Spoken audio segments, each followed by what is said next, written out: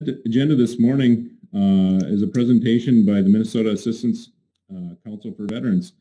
And this morning we have with us Mr. Neil Lloydell, President and CEO of the Minnesota Assistance for Council for Veterans. So, sir, good morning. Welcome to the committee. Thank you for having me. Chairman Lang and committee members, as was just announced, I'm Neil Lloydell, the President and CEO of the Minnesota Assistance Council for Veterans, or MACV, as some of you know us.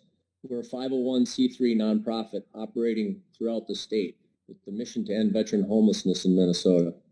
I began with MACV in February of 2017 after leaving full-time service with the Minnesota National Guard. Entering my 5th year with the organization, I'm proud of how far we've come towards our goal of ending veteran homelessness, even with the challenges that we still face as a state and a nation, and I'm honored to be with you today. We have served veterans experiencing or at risk of homelessness now for over 30 years. We do so with a wide-reaching, comprehensive network of staff and partners throughout the state. We coordinate comprehensive services for long-term housing stability, employment, and legal services. We operate regional hubs in St. Paul, Duluth, and Mankato, with staff situated in communities throughout the state to serve all 87 counties.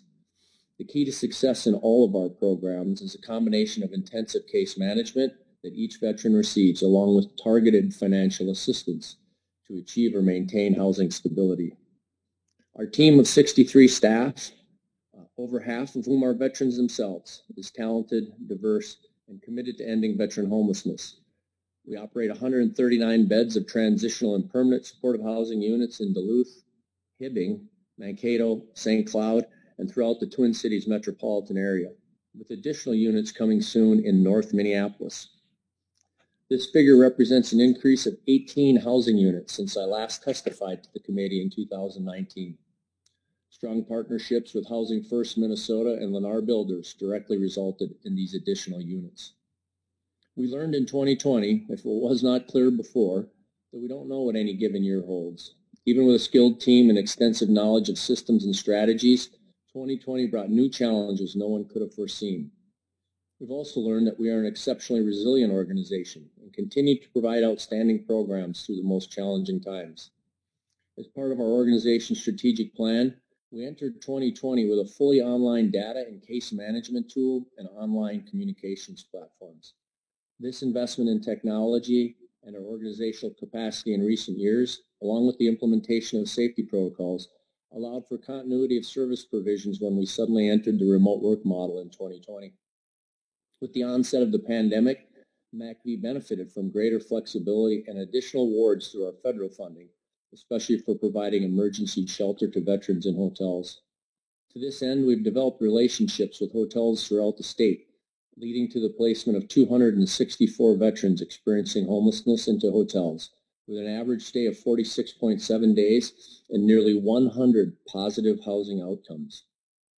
Our initiative to provide emergency housing in hotels promotes public health by moving veterans living outside or in congregate shelters into hotels to increase their ability to isolate safely. Usage of hotels has provided a unique opportunity for MACV staff to work. We work diligently to identify permanent and traditional housing outcomes for each of the 90 veterans residing in MACV-funded hotel units today. This effort has also resulted in record amounts of direct client assistance spending, with our budget for this service area doubling over the course of the year. With every passing month, MACV and our community partners know that Minnesota veterans come even closer to the end of the eviction moratorium. Our staff aggressively reaches out to previously served veterans, community partners, and through media and social media networks to make sure that veterans are aware of the homelessness prevention resources offered so the veteran community can stay ahead of the crisis. With the uncertainty regarding the inevitable end of the eviction moratorium, we are prepared for a significant case management effort and investment of rental assistance resources to help veterans avoid eviction and become homeless. Data about the extent of the upcoming need resulting from the moratorium's end is inexact. However, data from Stout Research identified that as of late November 2020, over 100,000 Minnesota households are at risk of losing their housing due to COVID-19 related economic downturn. We know that many of those most affected financially by COVID-19 pandemic are those veterans who have check to check and have no financial stability or safety net. This group disproportionately includes veterans of color, as well as veterans in rural communities, veterans with families, and veterans who have never needed to request assistance of any kind before. Our team leverages a variety of federal and philanthropic resources to address the pressing need for assistance, but the funds appropriated to MACV by the Minnesota legislature are especially critical to our mission success. We are proud to count the state of Minnesota as one of our strongest allies in the fight to end veteran homelessness. In 2020, we enrolled 1,234 veterans in direct housing and employment support services. 43% had a service-connected disability. 10% were female veterans, and 15% reported children in their households. 43% of our clients identified as veterans of color. 932 unique veterans received direct financial assistance from us in 2020 for a total amount of over $2.8 million. Of this, 200 veterans received financial assistance with the funds appropriated by the state of Minnesota. Our employment services continue to be a key focus. Through our Department of Labor grants in 2020, we placed 151 veterans into employment at an average hourly wage of $17.29 per hour, representing annual gross wages of approximately $4.5 million. 87% of veterans who got jobs through our program kept their position for at least 6 months. Our groundbreaking vet law program faced and overcame significant challenges due to the coronavirus pandemic. The service model is based on community legal clinics with in-person volunteer and veteran interaction. We transitioned swiftly to remote service delivery with vet law attorneys providing advice and counsel directly to veterans seeking assistance. Volunteers who previously participated in legal clinics provided remote support as well, both directly to veterans and advising vet law attorneys as needed, resulted in over 1,700 veterans receiving direct assistance with over 2,100 legal matters. This is all made possible in part by the funding you have provided us.